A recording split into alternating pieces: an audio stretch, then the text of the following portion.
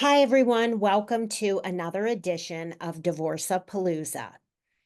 Today, I want to talk about emotional abuse. There's a lot of attention given to people who are physically abused, sexually abused, but emotional abuse, in my opinion, is kind of one of those things where people you say, "Oh, I think I might be being emotionally abused," will say, "Oh, come on, get tough. You're better than that.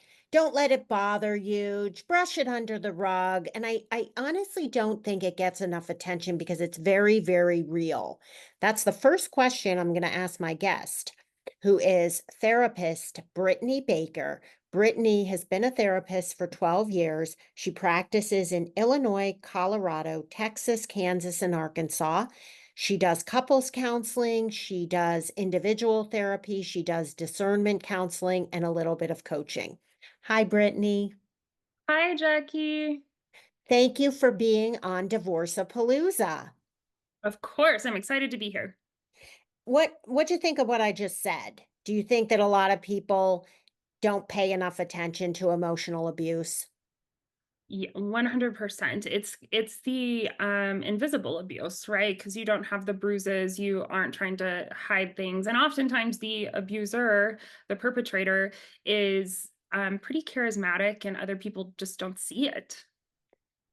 Right. Okay. Well, tell me what emotional abuse looks like. What are we talking about here? Yeah, so with emotional abuse, we're talking about trying to gain power over another person through manipulation, through gaslighting, yelling, threatening. It could be threatening another person physically or emotionally, like, I'm not going to let you see your kids if you do X, Y, and Z, right? It could also be like threatening to harm themselves, kind of like the martyrdom type behavior. It can be invalidating feelings and thoughts. It can be talking poorly to your face or talking poorly about you behind your back.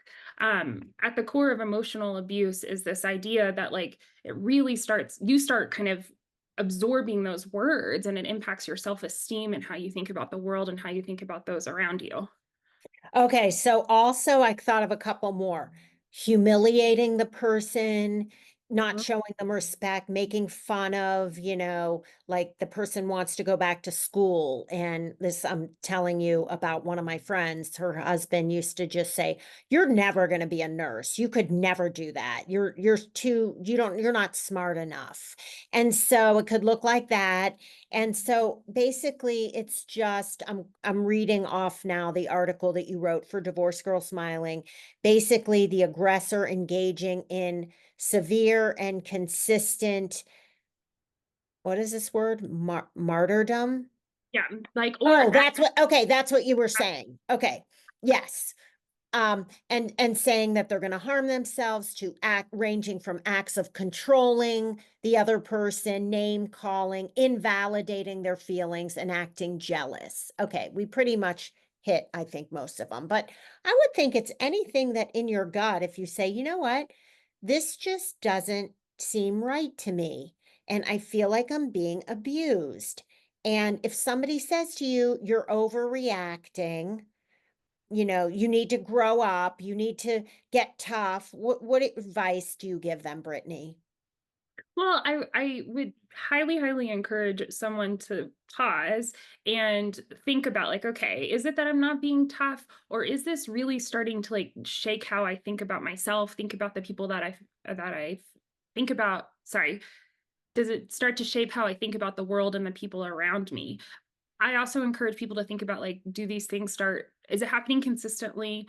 Is it something that's making you feel depressed or anxious? Do you start noticing you isolating from other people, or, like, dropping job performance or not showing up for your kids?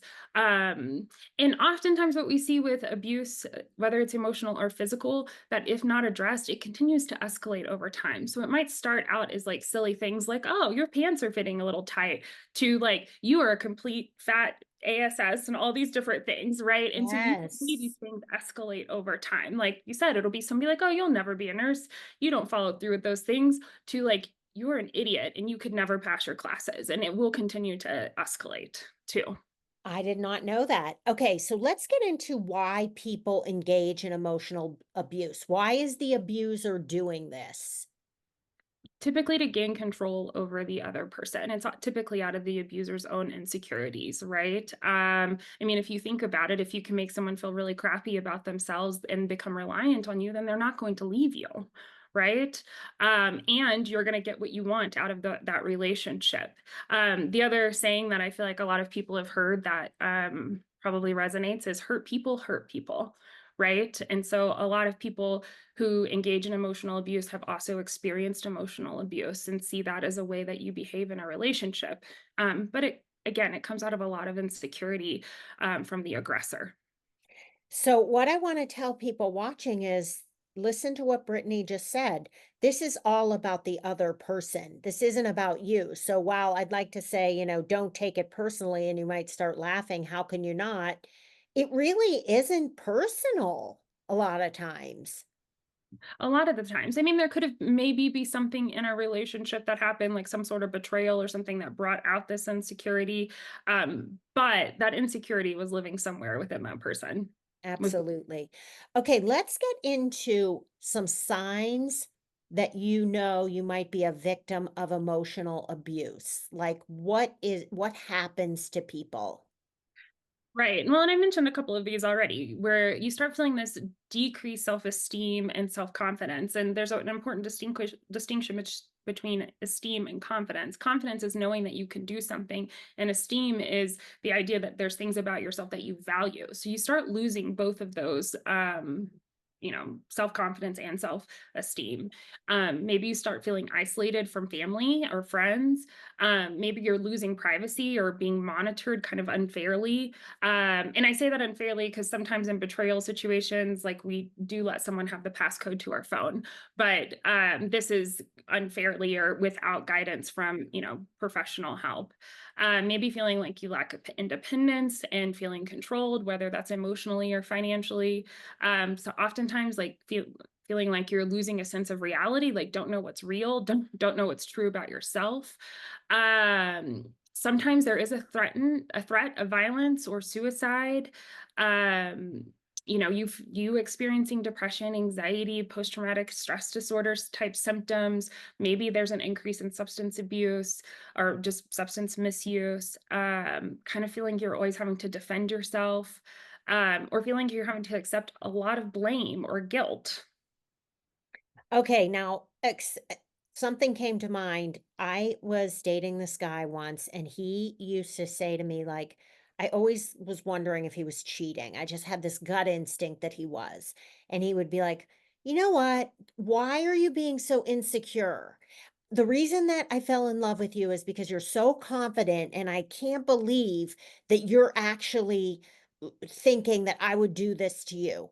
And that made me feel like the biggest loser, and I was like, "Oh my gosh, now I realize that was a form of emotional abuse." And by the way, he was cheating. But, it's that kind of talk that the person is benefiting from themselves by putting you down. And if you start to feel like, "Gosh, maybe I am a loser. Gosh, maybe I shouldn't be so insecure. Maybe he's right." Maybe you're a victim of emotional abuse. Right. That's also like very classic gaslighting, right? Like that's a pretty Right, right now gaslighting. Gaslighting is definitely in this family of emotional abuse. right. Okay, should we define gaslighting for people who don't know? Yeah, sure. So the easiest way that I know how to define gaslighting, and sometimes it can be purposeful, sometimes it's not purposeful, but it's somebody trying to um, tell you that the what you think or what you experienced was not true, so that their message is pushed forward. So for example, you gave this example of your boyfriend. He's saying like, wait, what? And he kind of is deflecting, right? Like, I would never cheat. That's crazy. You're so confident, and that's why I loved you, and so this has to be on you. I don't understand why you're being insecure. So he's taking this concern that you have and turning it around and flipping it on you. And again, sometimes this can be like kind of covert, like that was kind of wrapped in a weird compliment, or it can be overt too, where it's like, I saw you talking to that other woman, and they're like, no, you didn't. That wasn't me. Like, and it makes you feel like, You're I'm going crazy. like, why am I thinking this? Mhm, Like, what happened? mhm. But yeah. Right, okay.